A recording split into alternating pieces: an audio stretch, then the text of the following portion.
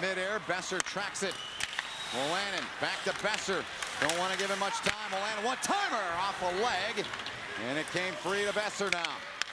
Under a minute to go in the man advantage. They go back door with a look now. Back they go, they score! Brock Besser! One-timer up top! Beats Miska! North Dakota draws first blood. It's 1-0.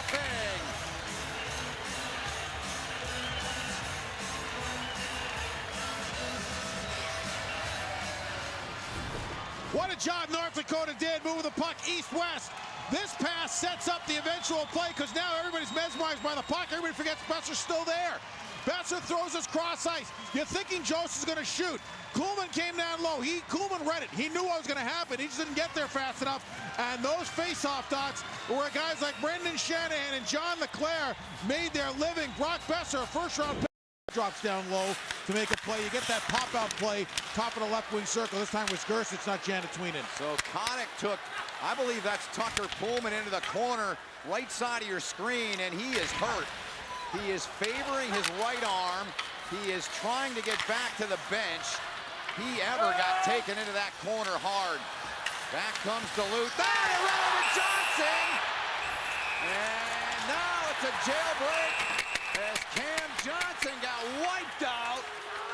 And tempers heating up in a big-time way. Oh, everybody's hot. Pionk. He's got his helmet off. Toninato and Gersich out of your picture. No, I gotta tell you, Minnesota Duluth's got to calm down. They are as intense as I've seen them all year, but it's not good intensity. It's over intensity, and their emotional control is not there right now. And if they can get out of this period, at the very least, down 1-0, they need some time to regroup in the dressing room. So we're going to look back at the sequence of events here, what happened. This is North Dakota in their own zone, and Johnson gets run over here by Pionk. And there is no doubt that he meant to run the goaltender over. So Pionk goes to net. He makes a great play here. I mean, look at this. A little jingle-jangle, gets through, and then he drives the net. After he drives the net, the puck gets stopped. He runs over Johnson. Now, it's not like Minnesota Duluth needed anything to get their heart rate up. Their hearts are racing. Their emotion is over the edge at the moment with some of their key guys. This doesn't help. And 8 Mile shakes it off. Yep, he's a tough Michigan boy, so this is going to take some time. And this was the tone setter earlier in this period, 22 on 22. That was Gardner. The back to Olsen. Oh, Tyson Jones put it in. Missed it, couldn't get it. And North Dakota's got the game back to a one-shot game. It's 3-2.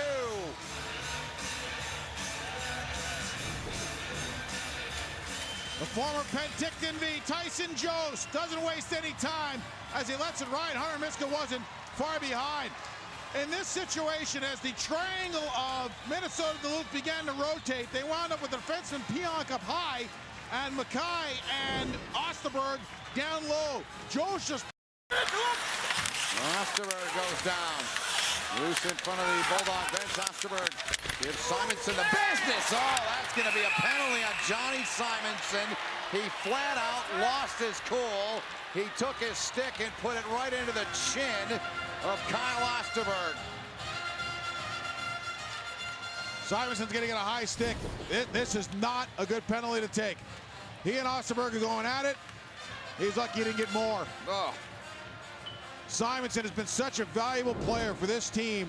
It's down, they blow it dead.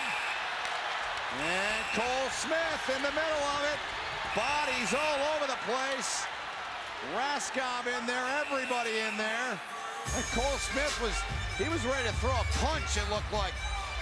He has been fired up here tonight. He's definitely going to go. And he likely won't be the only penalty in this melee inside the Bulldog crease. I wouldn't think. We'll sort it out as we look back. Lost in all of it is a great play by Simonson. I guarantee Olsen was screaming, Simo, Simo, because he came in an area where he was wide open and had an ability to get a great shot off. Miska, scouting report on him, great athleticism and so good down low. And you just saw another example of it as this tournament continues to move along. And then we got some of the extracurriculars. And Shows and follow. They're going to call a penalty here.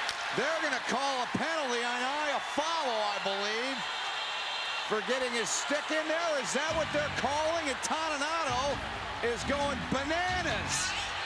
He better be careful here, because he winds up getting a minor or even a major. That costs another penalty killer. Follow is an elite penalty killer. I don't know about this. Here we go. Stick parallel to the ice, impeding the progress of the player to make a play on the puck. You don't want to make that call. It's letter of the law. I mean, that's just the rule. The rule is written. If you get your stick parallel to the ice and impede the progress of the player, it's a hook. I'm telling you, there's no way the referees want to call that. That's the way the rule's written, and that's the way the that's the way the coaches want it called. Right. Well, back to a 5-on-3. How many more of these can he withstand? And Kotick has no stick. Cross-ice pass. Jones will land and down low. Score! Trevor Olsen! Game tied! 3-3, 2:46 to go.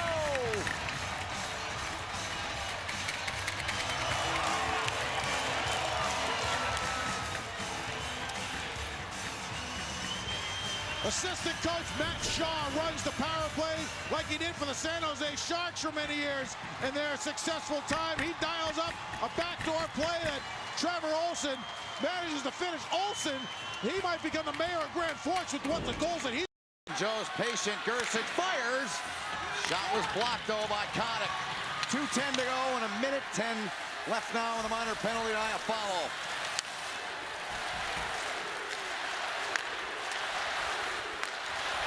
Here comes Joes.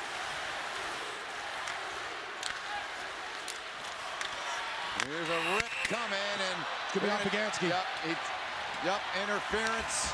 So we're going to go 4-on-4 as he got tangled up in the crease with the goaltender.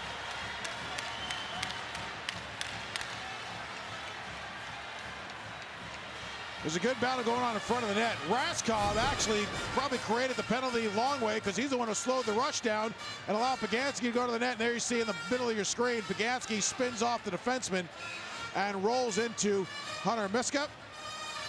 And Miska certainly didn't do anything to not help sell that. Right. Still 1:45 to go in this third. A lot of time left. Another penalty. Janet Tweenan's going to go. My goodness. He's in disbelief.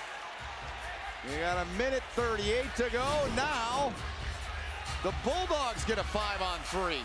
Janet Tweenan on the chase. I know he took his arm off the stick. Leans on the Minnesota Duluth player. I mean, what did he do there? You can walk down the row and ask the supervisor. Well, I'd love to, but I'm calling the game. That was a tough one. But again, here's the thing. And this is what will get discussed among the officials when they go back. 7 to go. Clean face-off win. 5-on-3 here. Pagansky in the box. Janet Tweenan in the box. The Lord wants it! They go ahead 4-on-3. There's still 50 seconds left, but they get the goal from a terrible angle. They put it in. Anderson makes it 4-3 with 50.3 to go. Puck comes down low. Anderson just threw it to the front of the net. He was thinking follow. All he does is turn and spin. It goes off the skate of Hayden Shaw and past the goaltender Johnson. Shaw got a little tied up for a second. See it hit him right in the inside of the left skate and slides past Johnson. So Janet Tweenan still got 1:12 left in his penalty.